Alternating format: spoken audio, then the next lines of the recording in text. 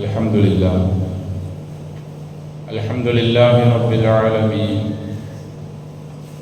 الحمد لله نحمده ونستعينه ونستغفره ونستهديه ونؤمن به ونتوكل عليه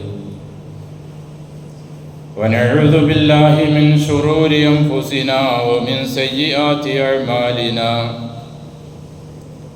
من يهده الله فلا مضل له ومن يضلل فلا هادي له. وأشهد أن لا إله إلا الله وحده لا شريك له. وأشهد أن محمدا عبده ورسوله أرسله بالهدى ودين الحق ليظهره على الدين كله ولو كره المشركون.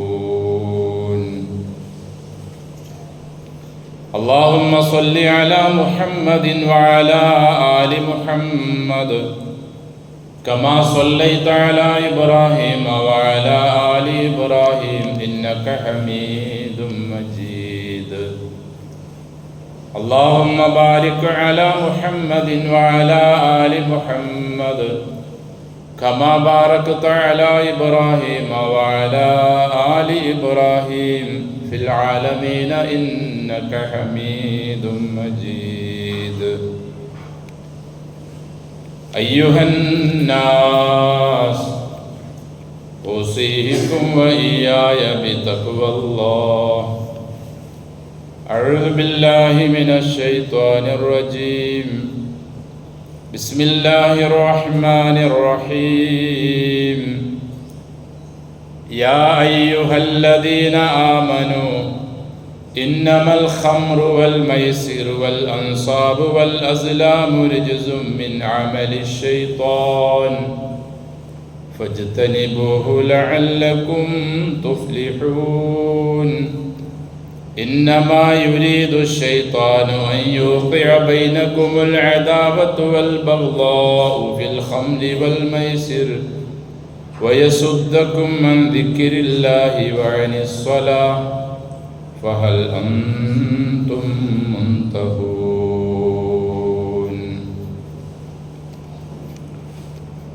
സ്നേഹവും ബഹുമാനം നിറഞ്ഞ സത്യവിശ്വാസികളെ, വിശ്വാസിനികളെ,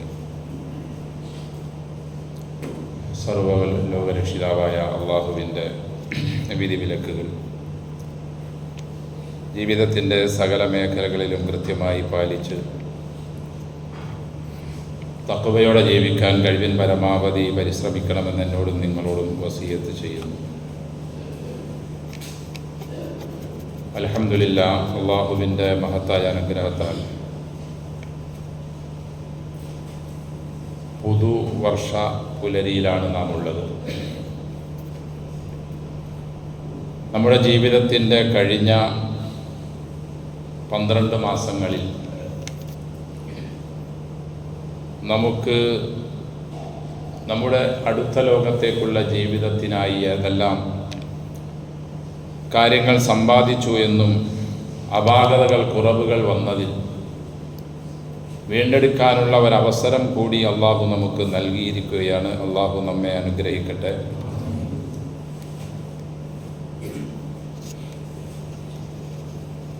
വിശുദ്ധ ഖുർആനിലൂടെ അള്ളാഹു സത്യവിശ്വാസികളായ നമ്മോട് നിർദ്ദേശിച്ചിട്ടുള്ള കൽപ്പനകളും നിരോധനകളും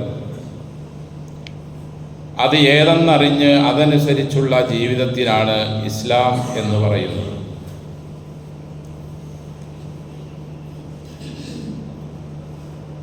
ഇരുപത്തിമൂന്ന് വർഷം കൊണ്ട്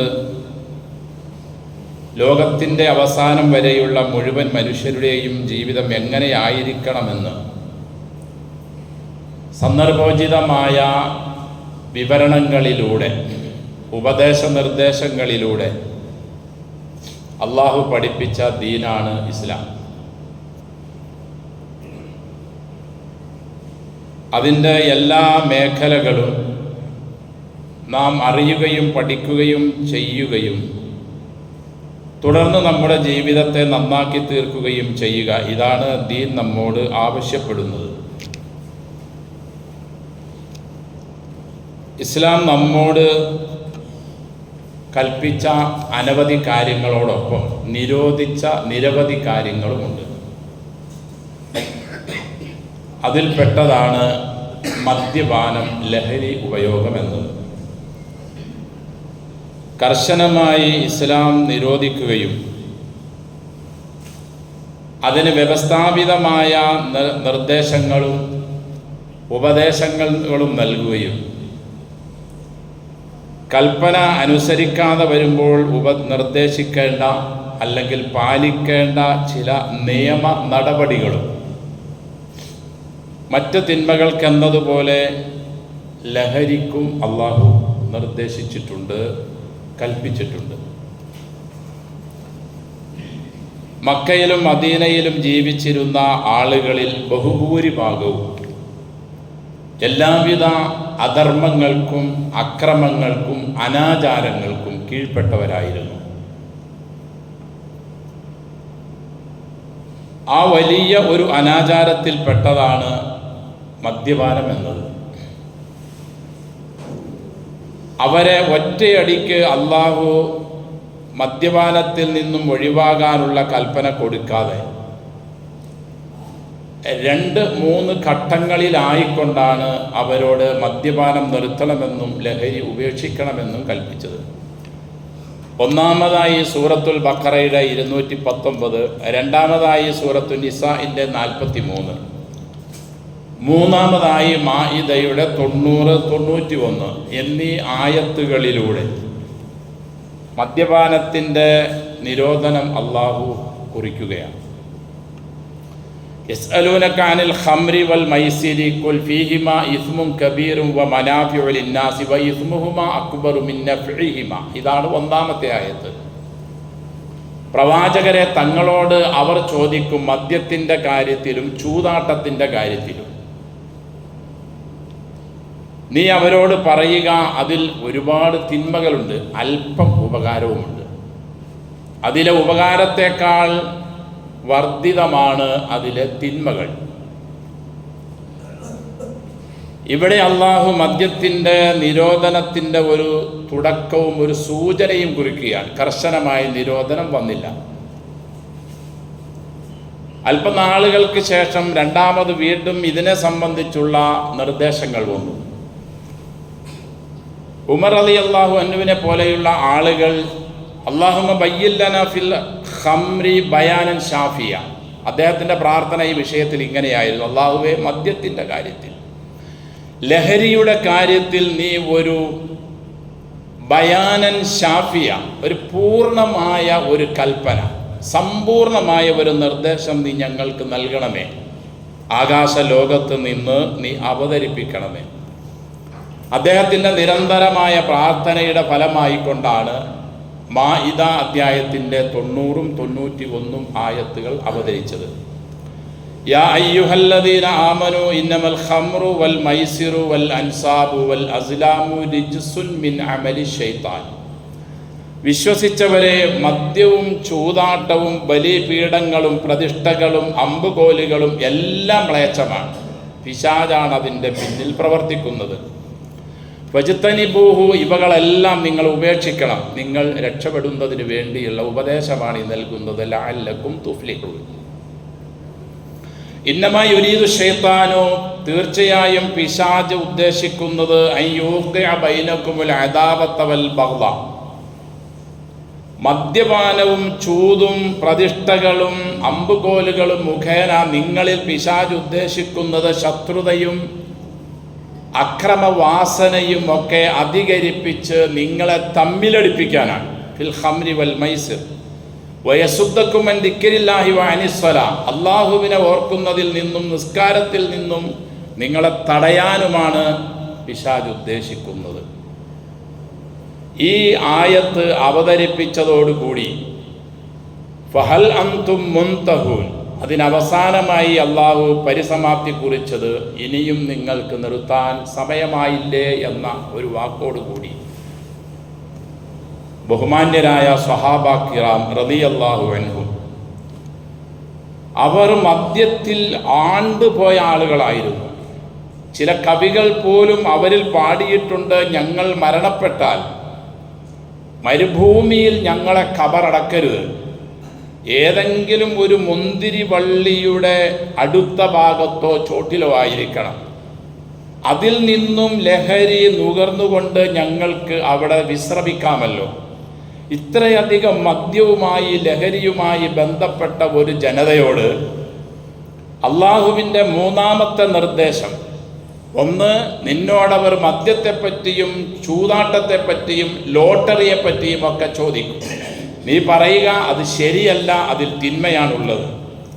രണ്ടാമത് അള്ളാഹു അവരോട് കൽപ്പിച്ചു, വിശ്വസിച്ചവരെ ലഹരി ബാധിച്ചവരായി നിങ്ങൾ നിസ്കരിക്കാൻ നിൽക്കരുത്, നിങ്ങൾ പറയുന്നതെന്ത്, നിങ്ങൾ ഓതുന്നതെന്ത് എന്ന് നിങ്ങൾക്ക് മനസ്സിലാകുന്നത് വരെ. മൂന്നാമത്തെ അവതരണമാണ് ഈ പറഞ്ഞ ഫഹൽ അൻതും മുന്തഹൂൻ എന്ന് അവസാനിപ്പിച്ച ആയത്തുൾപ്പെടെയുള്ളത്.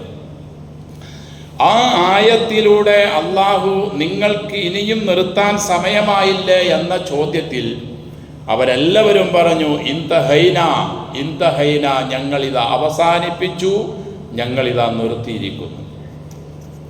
എൻ്റെ സഹോദരങ്ങളെ, ഇന്ന് ലഹരിക്കെതിരിലായി സർക്കാരുകളും സന്നദ്ധ സംഘടനകളും മഹല്ലുകളും പണ്ഡിതന്മാരും ഒക്കെ എത്രയോ കഠിനാധ്വാനമാണ് അതിനു വേണ്ടി നിർവഹിക്കുന്നത്. ഇതിനെ ഒന്ന് നിരോധിച്ച് കിട്ടാൻ, ഇതൊന്ന് നിർത്തിക്കിട്ടാൻ, സമൂഹം അതിൽ നിന്നും ഒഴിവാകാൻ. എത്രയെത്രയോ ഉദ്യോഗസ്ഥരാണ്, പോലീസ് ഉദ്യോഗസ്ഥരും എക്സൈസ് ഉദ്യോഗസ്ഥരും അടക്കമുള്ള ആളുകൾ കഠിനാധ്വാനം ഇതിൻ്റെ പേരിൽ ചെയ്യുന്നത്. മഹല്ലുകളും മഹല്ല് കൂട്ടായ്മകളും അല്ലാത്ത സംഘടനകളും എല്ലാം ഈ വിഷയത്തിൻ്റെ പേരിൽ കഠിനാധ്വാനം ചെയ്യുന്നു. എന്നിട്ട് എന്തുകൊണ്ട് നമുക്കത് നിർത്താൻ കഴിയുന്നില്ല? ആളുകൾ അത് ഉപേക്ഷിക്കുന്നില്ല. ഓരോ ദിവസം കഴിയുന്തോറും ലഹരിയുടെ വ്യത്യസ്തങ്ങളായ നാമങ്ങളിലൂടെ ലഹരി നമ്മിലേക്ക് ആണ്ടിറങ്ങുകയാണ്. കഞ്ചാവും ബ്രൗൺ ഷുഗറും കൊക്കയിനും അതൊക്കെ മാറി നിന്ന് വേറെ പുതിയ പേരുകളിലായി LSD, MDMA, ക്രിസ്റ്റൽ മെന്ത്, ഹൈസ്പീഡ് തുടങ്ങിയ ലഹരികളും, ഹഷീഷ്, ലഹരി ഗുളികകൾ, പുകയില, ബീഡി, സിഗരറ്റ്, പാൻപരാഗ്, പാക്ക്, കൂടാതെ സിന്തറ്റിക് ലഹരി ഉപയോഗങ്ങളടക്കം വർദ്ധിതമായ നിലയിൽ അത് നമ്മിൽ വേരൂന്നിയിരിക്കുന്നു. നമ്മിലെന്ന് പറയുമ്പോൾ പ്രത്യേകിച്ച് നമ്മുടെ വളർന്നു വരുന്ന മക്കളിൽ, യുവതികളിൽ, യുവാക്കളിൽ. അള്ളാഹുവിൻ്റെ പരിശുദ്ധ ഖുർആനിലൂടെ അള്ളാഹു നിങ്ങൾക്കിത് നിർത്താൻ സമയമായില്ലേ എന്ന ഒരൊറ്റ ചോദ്യം കൊണ്ട് അവർക്കത് നിർത്തി പടച്ചോനെ എന്ന് അവർക്ക് പറയാൻ കഴിഞ്ഞു. അനസ് റളിയല്ലാഹു അൻഹു പറയുകയാണ്, ഇന്നില ഖായിമുൻ അസ്തിഹ അബാ തൽഹ വ അബാ അയ്യൂബ് വ അബാ ഉബൈദ വ ഉബയ്യ് ഇബ്നു കഅബ് വ സഹൽ ഇബ്നു ബൈദ. അബൂ ഉബൈദയ്ക്കും അതുപോലെ തന്നെ അബൂ തൽഹയ്ക്കും അതുപോലെ അബൂ അയ്യൂബിനും ഉബയ്യ് ഇബ്നു കഅബിനും സുഹൈൽ ഇബ്നു ബൈദായിനും ഒക്കെ ഞാൻ ലഹരി മദ്യം കോപ്പകളിൽ ഒഴിച്ചു കൊടുക്കുന്നയാളായിരുന്നു. വരിജാലം മിൻ അസ്ഹാബി റസൂലില്ലാഹി സ്വല്ലല്ലാഹു അലൈഹി വസല്ലം, നബിയുടെ സ്വഹാബികളിൽ വേറെയും നിരവധി ആളുകൾക്ക് ഫീ ബൈത്തിന, ഞങ്ങളുടെ വീട്ടിൽ. അബൂ തൽഹ റളിയല്ലാഹു അൻഹു ഒരു മദ്യവ്യാപാരിയായിരുന്നു. അദ്ദേഹത്തിൻ്റെ വീട്ടിൽ മദ്യം ഒഴിച്ചു കൊടുക്കലായിരുന്നു അദ്ദേഹത്തിൻ്റെ രണ്ടാം ഭാര്യയുടെ മകനായ അനസ് ബിൻ മാലിക് റളിയല്ലാഹു അൻഹുവിൻ്റെ ഉത്തരവാദിത്വം. അങ്ങനെ ഞാൻ ഇവർക്ക് ഒഴിച്ചു കൊടുക്കാൻ നിൽക്കവേ, ഇവരെല്ലാം കുടിക്കാനും തയ്യാറായി നിൽക്കവെയാണ് ഇത് ജാ റജുലുൻ, ഒരാൾ ഞങ്ങളുടെ അടുക്കലേക്ക് വന്നു. ഹൽ ബലഗകുമുൽ ഖബർ, നിങ്ങൾക്ക് വിവരം കിട്ടിയില്ലേ എന്ന് അദ്ദേഹം ചോദിച്ചു. കുല്ല, ഞങ്ങൾ പറഞ്ഞു ലാ, ഇല്ല, കിട്ടിയില്ല. എന്താണ്? കാല, അദ്ദേഹം പറഞ്ഞു ഫ ഇന്നൽ ഖംറ ഖദ് ഹുജിമത്, മദ്യം, ലഹരി അതിതാ നിരോധിക്കപ്പെട്ടിരിക്കുന്നു, ഹറാമാക്കപ്പെട്ടിരിക്കുന്നു, തടയപ്പെട്ടിരിക്കുന്നു. ഇവരെല്ലാം കുടിക്കാൻ റെഡിയായി നിൽക്കവേ, ഞാൻ ഒഴിച്ചു കൊടുക്കാൻ റെഡിയായി നിൽക്കവെയാണ് ഒരാൾ കടന്നു വന്ന് ഇങ്ങനെ പറഞ്ഞത്. ഇത് കേട്ട മാത്രയിൽ കള്ള് ഷാപ്പിൻ്റെ ഉടമയായ അബൂ തൽഹ റളിയല്ലാഹു അൻഹു വലിയ സഹാബിയായി. അദ്ദേഹം അന്നും സഹാബിയാണ്, പക്ഷെ മദ്യം അന്ന് നിരോധിക്കപ്പെട്ടിരുന്നില്ല. അബൂ തൽഹ റളിയല്ലാഹു അൻഹു എന്നോട് പറഞ്ഞു, അനസെ അരിഖ് ഹാദിഹിൽ ഖിലാൽ, ഈ മദ്യത്തിൻ്റെ കോപ്പകളും മദ്യത്തിൻ്റെ ബീപ്പകളും ജാറുകളും പാത്രങ്ങളുമെല്ലാം ഒഴിച്ചു കളയുക. ഫഖറജതു, അനസ് റളിയല്ലാഹു അൻഹു പറയുകയാണ്, ഞാൻ വീട്ടിൽ നിന്നും ഷോപ്പിൽ നിന്നും പുറത്തേക്ക് കടന്നു. ഫഹറഖ്തുഹ, ഞാൻ അത് മുഴുവനും ഒഴിച്ചു. ഫജറത്ത് ഫി സിക്കാക്കിൽ മദീന, മദീനയുടെ ഓടകളിലൂടെ തെരുവോരങ്ങളിലൂടെ മദ്യം ഒഴുകാൻ തുടങ്ങി. ഒരൊറ്റ വാക്ക്. ആദ്യം ഒരു ചെറിയ ഉപദേശം, രണ്ടാമതും ഒരല്പം ഗൗരവമുള്ള ഉപദേശം, മൂന്നാമത് ഗൗരവത്തോടു കൂടിയുള്ള ഉപദേശം. അത് വന്നപ്പോൾ മദ്യം കുടിക്കാൻ തയ്യാറായിരുന്ന, ഷോപ്പ് നടത്തിയിരുന്ന അവരെല്ലാവരും ഇൻതഹൈന എന്ന് പറഞ്ഞ് അവിടെ നിന്ന് എഴുന്നേറ്റ് മുഴുവൻ മദ്യവും ഒഴിച്ചു കളഞ്ഞു. ലം യഹ്താജു ഫി മവാഇദിൽ ഖുതബ, ഒരു പ്രാസംഗികന്റെ പ്രസംഗവും പിന്നീട് അവർക്ക് ആവശ്യം വന്നില്ല. വല ബയാനത്തിൻ ഉലമ, ഒരു പണ്ഡിതന്റെ വിശദീകരണവും പിന്നെ അവർക്ക് ആവശ്യം വന്നില്ല. വലം യഹ്താജു ഇല ശുറത്തി, പോലീസുകാരുടെ റെയ്ഡിലേക്കും അവർക്ക് ആവശ്യം വന്നില്ല. കാരണം ലിഅന്നഹും കാനൂ യുഅ്മിനൂന ബില്ലാഹി റബ്ബിൽ ആലമീൻ, ലോകരക്ഷിതാവായ അല്ലാഹുവിൽ അവർ അടിയുറച്ച് വിശ്വാസം ഉള്ളവരായിരുന്നു. വദഖല ഫീ ഖുലൂബിഹിൽ ഖൗഫ ബില്ലാഹിൽ അലീം, ഉന്നതനായ റബ്ബിനെ പറ്റിയുള്ള ഭയം അവരുടെ ഹൃദയത്തിൽ രൂഢമൂലമായിരുന്നു. ലാ ഖൗഫൽ മഖ്ലൂഖീൻ, പടപ്പുകളെ പേടിച്ചുകൊണ്ടല്ല അവർ ജീവിച്ചിരുന്നത്. ഫഖഫത്ത് ആയത്തുൻ വാഹിദ, ഒരൊറ്റ ആയത്ത് അവർക്ക് മതിയായി. ഫഹൽ അൻതും മുൻതഹൂൻ ഇന്നമാ യുരീദു ശൈത്താനു അൻ യൂഖിയ ബൈനകുമുൽ അദാവത വൽ ബഗ്ള തുടങ്ങി ഫഹൽ അൻതും മുൻതഹൂൻ വരെ വന്നു നിൽക്കുന്ന മാഇദയുടെ 91-ാമത്തെ ആയത്ത് മാത്രം അവർക്ക് മതിയായി. അവർ അടിമുടി നിലകൊണ്ടിരുന്ന ഒരു ക്രൂരകൃത്യത്തെ ഉപേക്ഷിക്കാൻ വേറെ ഒരാളുടെയും അവർക്ക് ആവശ്യം വന്നില്ല. ഫതസീലു അലാ ഇതരിഹാ സിക്കാക്കുൽ മദീനത്തി ഖംറ, മദീനയുടെ തെരുവോരങ്ങൾ മുഴുവനും ഓടകൾ മുഴുവനും കള്ളുകൾ കൊണ്ട് നിറയുന്ന അവസ്ഥയുണ്ടായി. അനസ് റളിയല്ലാഹു അൻഹുവിൻ്റെ തന്നെ വേറൊരു വാക്ക് കാണാം, എത്രത്തോളം അവർ മദ്യത്തിൽ മുങ്ങിയിരുന്നു എന്ന് അദ്ദേഹം പറയുകയാണ്. അവർക്ക് നിരോധിക്കപ്പെട്ട വസ്തുക്കളിൽ ഏറ്റവും അവർക്ക് ഗൗരവമായത് മദ്യമായിരുന്നു. അവർക്കിഷ്ടപ്പെട്ട വസ്തുക്കളിൽ ഏറ്റവും അവർക്ക് ഇഷ്ടമായിരുന്നത് മദ്യമായിരുന്നു. ആ മദ്യത്തെയാണ് അള്ളാഹു ഒരൊറ്റയടിക്ക് ഇനിയും നിങ്ങൾക്ക് നിർത്താൻ സമയമായില്ലേ എന്ന ഒറ്റ കൽപ്പന കൊണ്ട് നിർത്തിയത്. ഹുരിമത്തിൽ ഖംറു വലം യകുൻ യൗമഇദിൻ ലിൽ അറബി ഐശുൻ അഅജബ മിൻഹ, അറബികൾക്ക് മദ്യത്തേക്കാൾ വലിയതായ വേറെ ഒന്നും ഉണ്ടായിരുന്നില്ല. വമാ ഹുരിമ അലൈഹിം ശൈഉൻ അശദ്ദു മിൻഹ, മദ്യത്തേക്കാൾ ഗൗരവമായ ഒന്നും അവർക്ക് നിരോധിക്കപ്പെട്ടിട്ടുമില്ല. അത്ര കണ്ട് മദ്യവുമായി ഇഴകിച്ചേർന്ന ആ ഒരു സമൂഹത്തെ ഒരൊറ്റ നിർദ്ദേശത്തിലൂടെ സഹോദരങ്ങളെ അള്ളാഹു അവരെ ക്ഷണിച്ചപ്പോൾ അവരത് കേൾക്കാനും ഉൾക്കൊള്ളാനും ഉപേക്ഷിക്കാനും ബാക്കിയുള്ളത് ഒഴിച്ചു കളയാനും തയ്യാറായി. നമ്മുടെ സർക്കാർ എത്രയോ നാളുകളായി ഇതിൻ്റെ പിന്നിൽ പാടുപെടുന്നു. കാര്യം ശരിയാണ്, 10-21 ദിവസം കൊണ്ട് 10-40 കോടി രൂപയുടെ മദ്യം പിടികൂടി. 3657 കേസുകൾ രജിസ്റ്റർ ചെയ്തു. 3931 അറസ്റ്റുകൾ നടന്നു. പക്ഷെ ഇതുകൊണ്ടും നിൽക്കുന്നുണ്ടോ? നിൽക്കുന്നില്ല. ഇസ്ലാം നിർദ്ദേശിച്ച നിലയിലുള്ള നിർദ്ദേശങ്ങളും കൽപ്പനകളും ഒന്നുകൊണ്ട് മാത്രമേ ഇത് സമ്പൂർണമായി നിർത്താൻ കഴിയും. ഒരു നിലയിലും നിർത്താത്ത ആളുകളോട് ഇസ്ലാം സ്വീകരിച്ച സമീപന രീതി സ്വീകരിച്ചേ പറ്റൂ. ഓരോന്നിനും വ്യത്യസ്തങ്ങളായ ചില ശിക്ഷാ രീതികൾ. കളവ് നിർത്തണോ? ഇസ്ലാം അത് കൃത്യമായ ഒരു വിധി അതിന് നൽകുന്നുണ്ട്. മദ്യപാനം നിർത്തണോ? കൃത്യമായ രീതി അതിന് നൽകുന്നുണ്ട്. കൊലപാതകം നിർത്തണോ? കൃത്യമായ നിയമം അതിന് ഇസ്ലാം കൽപ്പിക്കുന്നുണ്ട്. വ്യഭിചാരം നിർത്തണോ? കൃത്യമായ നിയമ നടപടി അതിന് ഇസ്ലാം കൽപ്പിക്കുന്നുണ്ട്. ആ ഒരു തിയറിയിലേക്ക് വന്നാൽ തീർച്ചയായും ഈ മഹാമാരിയും ഇതേപോലെയുള്ള മാരികളെല്ലാം സമ്പൂർണമായി നമുക്ക് തടഞ്ഞു നിർത്താൻ കഴിയും. ഒരാൾ മദ്യപിച്ചു, അയാളോട് ഉപദേശിച്ചു, നിർത്താൻ തയ്യാറായില്ല എങ്കിൽ അയാളെ 40 പ്രാവശ്യം അടിക്കണം, ഇസ്ലാമിൻ്റെ കൽപ്പനയാണ്. വീണ്ടും അയാൾ നിർത്താൻ തയ്യാറായില്ലെങ്കിൽ വീണ്ടും അടിക്കണം, 40 വീണ്ടും അടിക്കണം. 4-മതും അയാൾ മദ്യപിക്കാൻ തയ്യാറായി, ലഹരി ബാധിതനായാൽ ഫദ്രിബു ഉനുഖഹു എന്ന കൃത്യമായ നിർദ്ദേശം, പിരടി തന്നെ വെട്ടിയേക്കണം. ഒരാൾ വ്യഭിചരിച്ചു, വിവാഹത്തിന് മുമ്പാണെങ്കിൽ ഇസ്ലാം കൽപ്പിക്കുന്നു അവനോട്, അഥവാ ഭരണാധികാരികളോട് ഇസ്ലാമിൻ്റെ നിർദ്ദേശം 100 അടി അവനെ അടിക്കണം.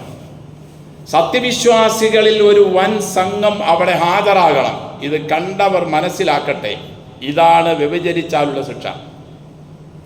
വിവാഹിതനായതിന് ശേഷം പിന്നെ വ്യഭിചരിച്ചാൽ ഇസ്ലാം കൃത്യമായ കൽപ്പന നൽകുന്നു, അവൻ ഇവിടെ ജീവിക്കാൻ അർഹനല്ല, അവനെ എറിഞ്ഞു കൊല്ലണം.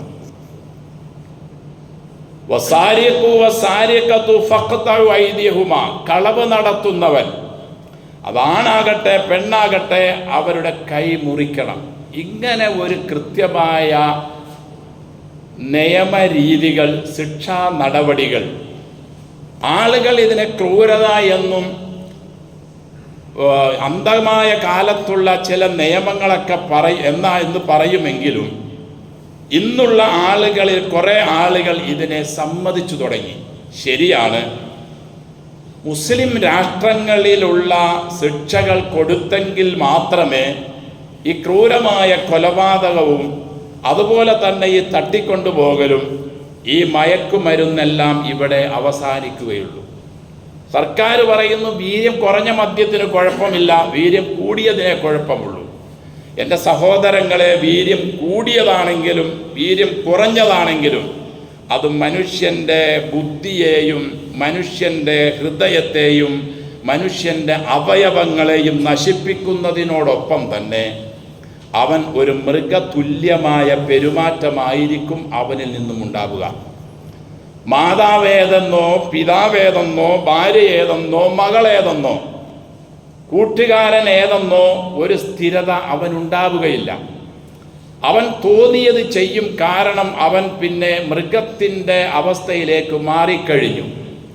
ഇതിൽ നിന്നെല്ലാം വിമോചനം കിട്ടണമെങ്കിൽ തീർച്ചയായും ഈ ലോകത്തിൻ്റെ സൃഷ്ടാവ് പ്രവാചകനിലൂടെ നിർദ്ദേശിച്ചിട്ടുള്ള കൽപ്പനാ നിർദ്ദേശങ്ങൾ സമ്പൂർണമായി പ്രാവർത്തികമാക്കാൻ നമ്മുടെ സർക്കാരുകൾ, നടക്കുന്ന കാര്യമല്ല എന്നറിയാം എങ്കിലും നമ്മുടെ സർക്കാരുകൾ ഈ നിലയിലുള്ള ഒരു ചിന്തയിലേക്ക് വരികയും അത് നടപ്പാക്കുകയും ചെയ്താൽ തീർച്ചയായും ഈ അത്യാഹിതം ലഹരി കടന്ന് അങ്ങേയറ്റത്തേക്ക് കടന്നു. കഞ്ചാവും ബീഡിയും സിഗരറ്റും ഒക്കെ മാറി ഉപയോഗിച്ചാൽ പിന്നീട് ഒരു മനുഷ്യനായി തിരിച്ചു വരാൻ പറ്റാത്ത നിലയിലുള്ള ലഹരിയായി മാറി. പ്രത്യേകിച്ച് അത് യുവാക്കളിലും യുവതികളിലും സ്കൂളുകളിൽ പഠിക്കുന്ന കുട്ടികളിലടക്കം അത് വ്യാപാരം ചെയ്യാനുള്ള പ്രത്യേക സംഘം തന്നെ തയ്യാറായി നിൽക്കുകയാണ്. ഇതിലെല്ലാത്തിലും ഒരു കൂട്ടായ പരിശ്രമവും എല്ലാവരുടെയും ഒത്തൊരുമയോട് കൂടെയുള്ള സഹായവും കൂടിയേ തീരൂ ഇതൊരു പരിധി വരെയെങ്കിലും നിർത്തിക്കിട്ടാൻ. എങ്കിലും സമ്പൂർണമായ ലഹരി നിരോധനമാണ് വേണ്ടത്. 900 ബാറുള്ളത് 0യിലേക്ക് മാറ്റണം. അല്ലാതെയുള്ള കഞ്ചാവും ബീഡിയും പുകയിലയും സിഗരറ്റുമടക്കം നിർത്തൽ ചെയ്യണം. അതെല്ലാം ലഹരിയാണ്. ബീഡി വലിക്കുന്നതും ഗുരുതരമായ തെറ്റാണ്. സിഗരറ്റ് വലിക്കുന്നതും അങ്ങനെ തന്നെയാണ്.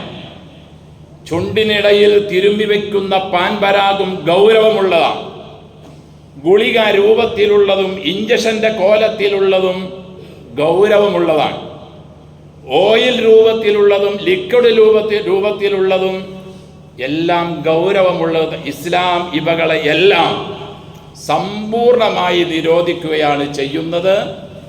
ഫഹൽ അൻതും മുൻതഹൂൻ എന്ന് മുഴുക്കുടിയന്മാരായിരുന്ന ആ സ്വഹാബികളോട് ഹിജറ വർഷം 5 അഹ്സാബ് ഖന്തഖ് യുദ്ധത്തിന് ശേഷം അള്ളാഹു ഇത് അവതരിപ്പിച്ചപ്പോൾ പിന്നീട് അവരിൽ നിന്നും ഇങ്ങനെ ഒരു സംഭവമേ ഉണ്ടായിട്ടില്ല.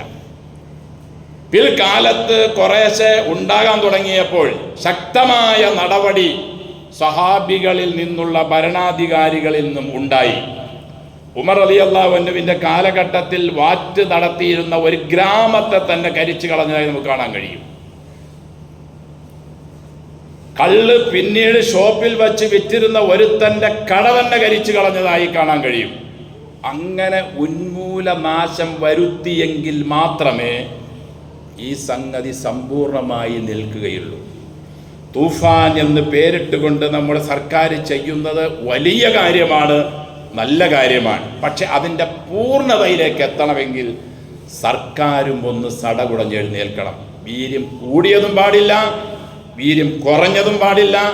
മുഴുവൻ ബാറുകളും അതിൽ നിന്ന് കിട്ടുന്ന വരുമാനങ്ങൾ വേണ്ട എന്ന് വച്ച് വേറെ ഏതെങ്കിലും വസ്തുക്കളിലൂടെ വരുമാനമുണ്ടാക്കാൻ നോക്കണം. 10,000-കണക്കിന് ലക്ഷക്കണക്കിന് കുടുംബങ്ങളെ തല്ലി തകർക്കുന്ന ഏത് ലഹരിയാകട്ടെ, വീര്യം കുറഞ്ഞ ലഹരിയാണെങ്കിലും കൂടിയതാണെങ്കിലും ബാറുകളാണെങ്കിലും ഷോപ്പുകളാണെങ്കിലും മദ്യത്തിൻ്റെ ഏത് ഐറ്റംസ് ആണെങ്കിലും അതെല്ലാം കുടുംബത്തെ തകർക്കുന്നു, സമൂഹത്തെ തകർക്കുന്നു, വ്യക്തിയെ തകർക്കുന്നു, രാജ്യത്തെ നശിപ്പിക്കുകയാണ് ചെയ്യുന്നത്.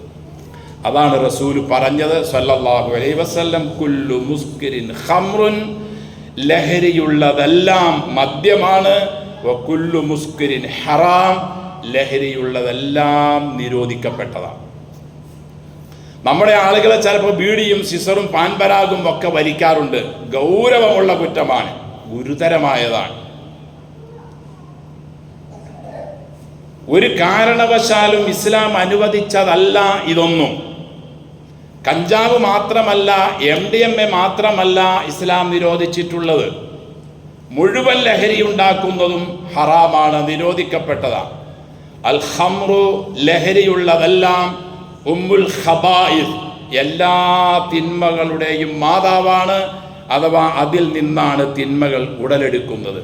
വലാ തുൽഖൂ ബിഐദീകും ഇല തഹ്ലുക, നിങ്ങൾ സ്വയം തന്നെ നശിക്കാൻ തീരുമാനിക്കരുത് എന്ന് അള്ളാഹു വിശുദ്ധ ഖുർആനിലൂടെ നമ്മെ പഠിപ്പിക്കുന്നു. അതുകൊണ്ട് എൻ്റെ സഹോദരങ്ങളെ, തൂഫാനിന് നാം സമ്പൂർണമായ പിന്തുണ കൊടുക്കുന്നതിനോടൊപ്പം തന്നെ നമ്മുടെ സർക്കാരുകളോട് നമുക്ക് ആവശ്യപ്പെടാനുള്ളത്, ഇനിയെങ്കിലുമുള്ള കേരളക്കാർ അല്ലെങ്കിൽ ഈ രാജ്യത്തുള്ളവർ നശിക്കാതിരിക്കാൻ മുഴുവൻ മദ്യവും ലഹരി ബാധിക്കുന്നത് എന്തെല്ലാമുണ്ടോ അതെല്ലാം സമ്പൂർണമായി സർക്കാർ മുൻകൈയെടുത്ത് നിരോധിച്ച് ഈ രാജ്യത്തെ ജനങ്ങളെ പൂർണ്ണ ആരോഗ്യത്തിലേക്ക് തിരിച്ചു കൊണ്ടുവരാൻ ഏതൊക്കെ കാര്യങ്ങൾ നിങ്ങൾക്ക് ചെയ്യാൻ പറ്റുമോ അത് ചെയ്യണമെന്നാണ്.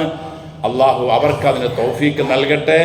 ലഹരിയിൽ അടിമപ്പെട്ടു പോയ എല്ലാ മനുഷ്യന്മാർക്കും തിരിച്ച് നേരായ മാർഗത്തിലേക്ക് വന്ന് നല്ല ഒരു അവസ്ഥയുള്ള ഒരു ജീവിതത്തിലേക്ക് കടന്നു വന്ന് വിശുദ്ധ ഖുർആനിൻ്റെയും തിരുസുന്നത്തിൻ്റെയും ഉപദേശ നിർദ്ദേശങ്ങൾ ചിന്തിച്ച് മനസ്സിലാക്കി ആ ഒരു മാർഗത്തിലേക്ക് വന്ന് നേരായ വഴിയിലൂടെ മുന്നോട്ട് പോകാൻ അള്ളാഹു നമുക്കും എല്ലാ മനുഷ്യന്മാർക്കും തൗഫീഖ് നൽകി അനുഗ്രഹിക്കട്ടെ.